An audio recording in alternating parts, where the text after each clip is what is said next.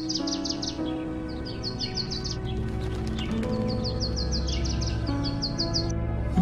मां अम्बे, हमारी गलतियों को क्षमा करना और हम पर कृपा करना। तारा बगल में आंख बंद करके हाथ जोड़े खड़ी है। जब मां प्रणाम करने के लिए झुकती है, तारा एक आंख खोलती है और धीरे से प्रसाद की थाली के लड्डू उठाने लगती है। तारा की मां बगल से देख लेती है। फिर से प्रसाद चोरी करने लगी। कितनी बार कहा है, भूख बर्दाश्त करना सीखो। कल को शादी होगी तो ससुराल में कैसे निभाओगी? मैं नहीं जानती, आप तो जानती है ना, मुझसे भूख बर्दाश्त नहीं होती। और रही बात ससुराल की, तो मां अम्बे है ना मेरा साथ देने के लिए। हम दोनों मिलके सब संभाल लेंगे। अम्बे माँ ही तेरा बेड़ा पार लगाएंगी। अब तारा की शादी की विदाई हो रही है। इन्हें अपने पास रखना बेटी, ये हमेशा तुम्हारी सहायता करेंगी। तारा माँ दुर्गा की मूर्ति लेती है और गाड़ी में बैठ जाती है। सुबह तारा तैयार होकर दुर्गा माँ को प्रणाम करते हुए, माता आप तो जानती हैं कि मुझसे भूख बर्दाश्त नहीं होती, कहीं से कुछ खाने के लिए दिला दो। तभी उसकी नजर कमरे में रखे मिठाई के डब्बे पर पड़ती है। तारा खुशी से आंखें बड़ी करती है। धन्यवाद माँ, आपने मेरी सुन ली। तारा मिठाई का डब्बा खोलकर खाने लगती है। तभी उसकी सास कमरे में आ जाती है। हाय राम, इतनी सुबह खाने लगी, अभी तो घर में किसी ने कुछ खाया नहीं। सबसे पहले तूने ही पेट पूजा कर ली। तेरी माँ तो कहती थी तू बड़ी माता की भक्त है। ये कौन सी भक्त है जो पूजा से पहले पेट पूजा करती है? तारा सिर नीचे करके सब कुछ चुपचाप सुनती रहती है। तभी तारा की जेठानी ये सब सुनकर वहाँ आ जाती है। मैंने तो कही थी ना कि लड़की मोटी है, ये क्या ही घर संभालेगी, पर मेरी देवर जी ने सुनी नहीं। अब खुद ही देख लो।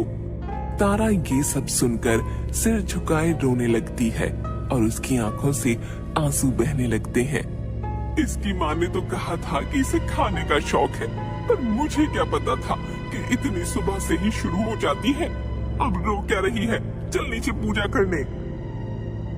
तारा, उसकी सास और उसकी जेठानी पूजा घर में खड़े हैं।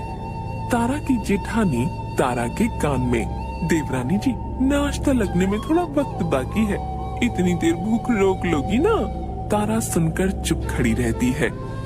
तारा की सास दुर्गा माँ की ओर हाथ उठाकर, बोलो अम्बे मात की जय। तारा और उसकी जेठानी हाथ जोड़कर प्रणाम करते हैं। तारा, आज तो तुम बस फल खाओ, सेहत के लिए अच्छा होता है और वजन भी कम रहता है। अरे माँ जी, इनसे फलों पे कैसे रहा जाएगा? इनकी सेहत तो देखिए, हम दोनों का मिला के है। तारा चुपचाप बिना कुछ खाए बैठी रहती है। क्या भाभी, आप बहुत मजाक करती हैं। इसका आज पहला दिन है, खाने दीजिए शांति से। पहला दिन है तो क्या हुआ?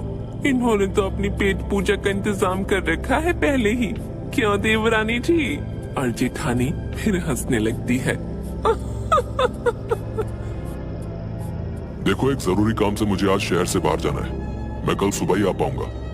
तुम अपना ध्यान रखना और भाभी की बातों का बुरा मत मानना, वो ऐसे ही मजाक करती है। तारा डबडबाई आंखों से हामी में सिर हिलाती है। तारा का पति उसके माथे को चूमता है और निकल जाता है। तारा माँ की दी हुई दुर्गा माँ की मूर्ति के आगे बैठकर रो रही है। अम्बे माँ, आपने तो हमेशा मेरा साथ दिया है, मेरा क्यों नहीं साथ दे रही? मैं ये सब अब बर्दाश्त नहीं कर सकती। अब आप ही मेरी मदद करेंगी। कृपा करो माँ, मेरी मदद करो। तारा रोते रोते वहीं सो जाती है।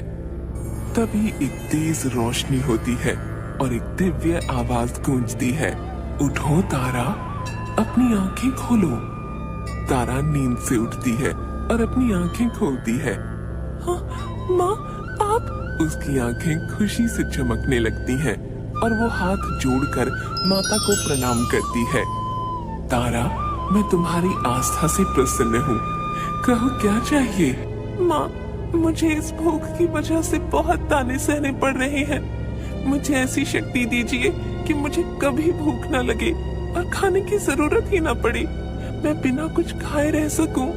ऐसा ही होगा, आज से तुम्हें कभी भूख नहीं लगेगी और खाने की जरूरत भी नहीं पड़ेगी।